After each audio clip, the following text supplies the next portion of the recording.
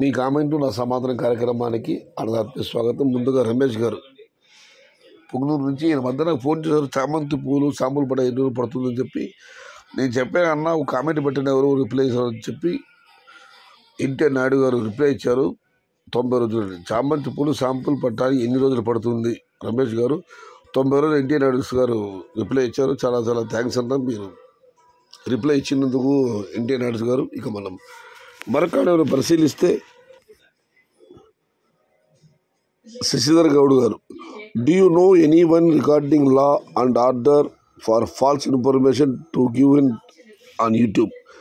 If any farmer affected any kind of damage to them just because of information received on YouTube and given by any YouTuber, then farmer can file case against that YouTuber and claim a damage from the YouTube through the court. Information like heavy plantation to tomato crops or no plantation or regarding future price. If anyone knows, please comment here. Even I will try to get information from a legal advisor.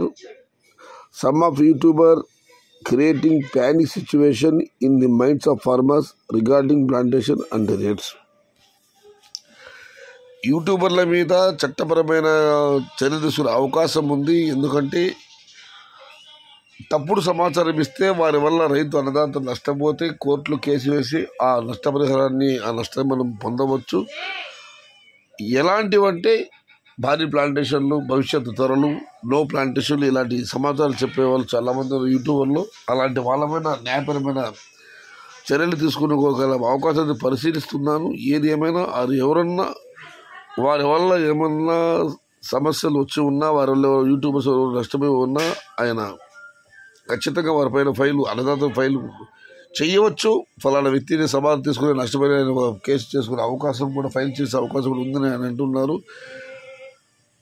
అది చెప్పిన కారణాలన్నీ నాకైతే వర్తించాయి. శాతానికి మనం plantation గురించి చెప్పం. రైతులు అడుగుతుంటారు అక్కడ ప్లాంటేషన్ ఎంత, ఇక్కడ ప్లాంటేషన్ ఎంత, ఈ దేశవ్యాప్త ప్లాంటేషన్ ఎలా ఉందని చెప్పి వారి యొక్క ఆసక్తిని కొంతమంది సొమ్ము తీసుకుంటాం, మరి కొంతమంది తెలియదు చెప్పిన అలాంటి వాళ్ళు పక్కపోతున్నారు. ఏదేమైనా చాలా ఇంగ్లీష్లో పెద్ద మెసేజ్ పెట్టారు. అయినా యూట్యూబర్ల గురిపై న్యాయపరమైన చర్యలు తీసుకుంటారని చెప్పి సరే.